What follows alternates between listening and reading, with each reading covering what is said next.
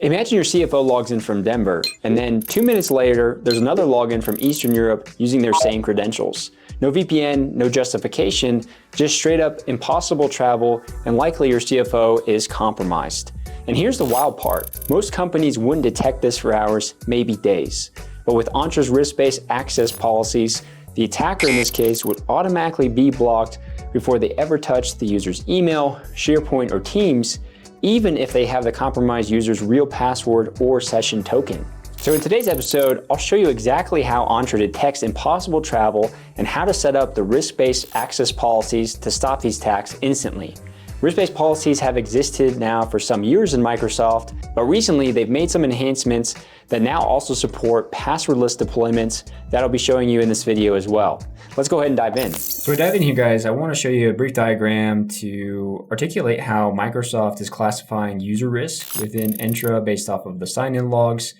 And so effectively, when you talk about the sign-in telemetry here, you have the concept of all the different tenants that Microsoft has in their ecosystem, all the various companies, and all of the sign-in signals that they get there to help try to determine with some machine learning what locations or machines or IPs are potentially just known malicious IPs or actors in this particular case. And they can use that to detect this anomaly. But then as we dive into an individual company layer, you have all of your users that are signing into Microsoft services, and it's collecting and learning all the signals about that user, such as the common location that they're signing in from, the device that they're signing in from, the browser that they use. And this is all the machine learning that goes on here. And then based off that, we can detect anomalies. And those could be known malicious in nature based off the data that Microsoft already has, like they sign into a known malicious IP, as an example, or their credentials were leaked to the dark web. But they might also just be, an unfamiliar location. So it's saying, hey, I'm going to alert you when there's unfamiliarity with this sign-in to say like, hey, we don't recognize it. And now granted, it could be approved travel, meaning they're on vacation or they're just traveling for work and it's outside their normal sign-ins, but still not malicious in nature, versus something like impossible travel, where it's like the example I gave of them signing into Denver and then Eastern Europe in 2 minutes without a VPN. Impossible to do. So the risk levels that they assign are going to be based off of those correlative events, and they don't have a clear definition of how they're calculating this, because obviously then the attackers could use that in nefarious purposes here for breaching users and getting around the protections Microsoft puts into place.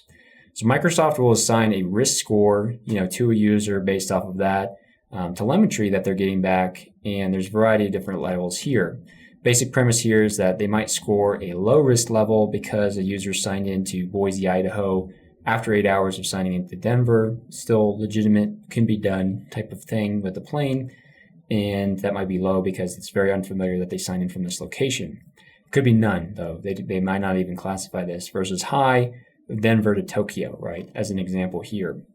So when we talk about, account compromise, I'm not going to go through this fully, but it's basically saying that there could be use cases where, we need to be able to identify, when a user has been compromised because they might be signing in from the attacker's infrastructure minutes after they've signed in from their own infrastructure.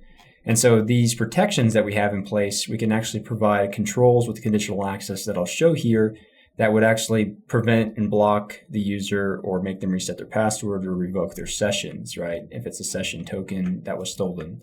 So it's really important that we take a look at these, telemetries and all that we're gathering as part of this. But the big thing here also that I have to express is that you have this consideration for what I call the Microsoft paywall problem, MPP for short. But basically, if you want to perform these automated actions or do the automatic investigation, it's kind of gated behind higher level licensing, most specifically Entra P2, which is included with E5. And now more specifically, it is also included, if I put this down here, with what they call Defender Suite. And this is a new add-on that Microsoft has here that you can get for Business Premium. And it's much more cost-effective than, say, a E5 would be by moving up to that level. This isn't working out too well with this line, but you get the point here, which effectively is you can go one of these paths. This is actually as a $9 add-on. This would actually be $10, and you get all of E5 security. So I wanted to bring it up because, you might be going through renewal season. You might want to add this on. If you have a customer that's going through a lot of business email compromise or user account breaches because of adversary in the middle phishing, might be something that you try to broach with them just for this, protection natively that you get alone. And as an MSP, we naturally have, all of these different signals and noise that we have to deal with across our customer. And we want to make sure that we don't have a bunch of false positives, because that also increases our risk, because we're just spending so much time trying to identify these things and do investigations. So we need a lot of solutions behind that, which is why a lot of us look to third-party tools. But in today's episode, I'm going to show you what you would implement if you did have one of these plans here to perform the risk-based policies in conditional access. Okay, so I'm here within the Entra Admin Center. I'm going to go under conditional access and click on policies. They actually have a policy template for this that you can get into. If I go to all and I scroll down, it's saying, hey, require multi-factor authentication for risky sign-ins.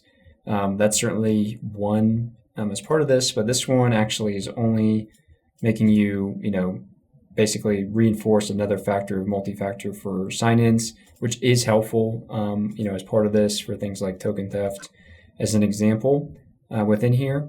The other one that they have in here is this one, which is require password change for high-risk users. And some people, are on the fence about this because they'd rather say, we'd rather just block their sign-in. But in some cases, you may have, the one story I heard from one MSP was interesting, where they actually, blocked their sign-in, and it was an executive who went overseas to bid, basically do a pitch, and they couldn't even sign into their account because they were flagged as risky. And the MSP obviously wasn't up at that hour, so time zone difference, and so it created a really negative experience for a false positive within there. But I think if you do, something beyond the password change, then it's something you need to have an SOP behind to be able to factor in. But if I go into this now and I click on new policy, I'll show you guys new preview settings that they've just introduced at the time of this recording here. But you could call this block risky users. And then, you don't have to actually set anything here. And then under the users or agents, you'll want to select all users and maybe exclude your break glass account as part of this. And then under the targeted resources here, you could say all resources. And then under the conditions here, this is where you want to alter the user risk. And you could say that they are a medium or high risk as an example. And then under the grant controls, you could just straight up block their access, right, as part of this as well. But as we'll see here, Microsoft's recently added this new require risk remediation with this as well too. And the setting, once you take it on here, will show you this message which says that, when you're using this, it needs to be targeted to all resources, which we've done. And then it says this option requires multi-factor or authentication strength controls. Other controls can be used. And it also requires that you set the sign-in frequency to be set to every time, as an example here. And so if you look into their documentation, I'll link within there too, but it effectively is going to reset the user password, as part of this risk remediation. But if they're passwordless, it's going to actually go ahead and revoke all of their sessions as well. So basically, kind of handling that session theft example as part of this. But it's nice now that they're providing this in a consolidated view here. So if I select this, it already also ticked off the session for me here, where the sign-in frequency is every time, and it's grayed out because I can't actually change it with that. So my recommendation, would be to start to enforce it this way, versus within here, they used to have the one here that's, just only one here that said require password change. I would start to alter this to just say that we want to require the risk remediation as part of this as well. So this is a really good policy to incorporate, and wanted to show you guys some of those new features that just came out in the month of December here of 2025. Protecting user accounts can't be done through alerting or human action alone. In today's threat landscape, that's just too slow. You need automated action to be performed to prevent larger breaches, and risk-based policies is a great way to kill an attack chain. So if you had multiple customers with user account breaches over the years, it may be time to start looking into this licensing and solution to prevent larger breach in the future. That's all I had for you today, guys. Stay vigilant, and I'll see you guys next week.